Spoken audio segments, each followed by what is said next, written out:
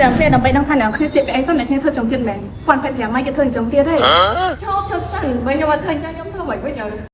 ជាសួរអ្នកគ្នាខ្ញុំឈ្មោះអលីយ៉ាពួកខ្ញុំមកពីក្រុម My Healther ដែលមានសមាជិក4នាក់អ្នកគ្នាមានអាចឆ្ងល់ឡើយថាថ្ងៃខ្លះអ្នកគ្នាមានសម្បល់លៀងភ្លឺខ្លះប៉ុន្តែថ្ងៃខ្លះទៀតអ្នកគ្នាមានសម្បល់លៀងស្អាតអានោះដោយសារបញ្ហាអីយើងហើយមួយទៀតនៅពេលអ្នកគ្នាដែលចំណាំមកនៅពេលអ្នកគ្នាទិញ product ថ្មីមកតែនៅលើមុខវាធ្វើឲ្យមុខអ្នកគ្នាឡើងមុនជាងមុនក៏ដូចជាឡើងខ្លាំងជាងមុនអានោះដោយសារបញ្ហាអីយើង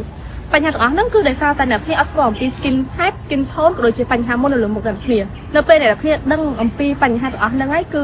បញ្ហាទាំងអស់ហ្នឹងគឺឡើងកើតឡើងជាមួយអ្នកគ្នាអញ្ចឹងថ្ងៃហ្នឹងគឺខ្ញុំនឹងណែនាំអ្នកគ្នាអំពី system មួយដែលអាចជួយអ្នកគ្នាកំណត់អំពី skin type skin tone ក៏ដូចជាប្រភេទមុននៅលើមុខអ្នកគ្នាបានដែលប្រយ័ត្នពេលខ្លីតែប៉ុណ្ណោះដែលអាចជួយដោះស្រាយបញ្ហាទាំងអស់ហ្នឹង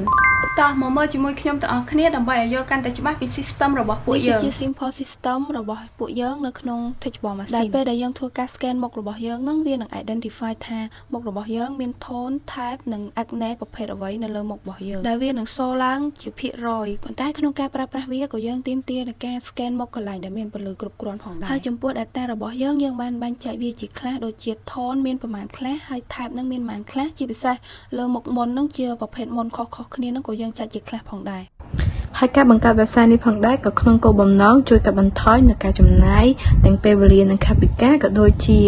ការដែលផ្ដល់នូវចំណេះដឹងថ្មីៗទៅដល់អ្នកប្រើប្រាស់ជាពិសេសគឺផ្នែកខាងសុខុមាលភាពផ្នែកស្បែកមុខក៏ដូចជាជួយឲ្យអ្នកដែលប្រើប្រាស់មានទំនុកចិត្តនិងមានចំណេះដឹងកាន់តែច្រើនអំពីការប្រើប្រាស់ផលិតផលទៅលើស្បែកមុខគាត់ឲ្យបានត្រឹមត្រូវក៏ដូចជាបង្ការនូវហានិភ័យដែលកើតមានទៅលើសុខុមាលភាពស្បែកមុខរបស់ពួកគាត់ផងដែរអរគុណ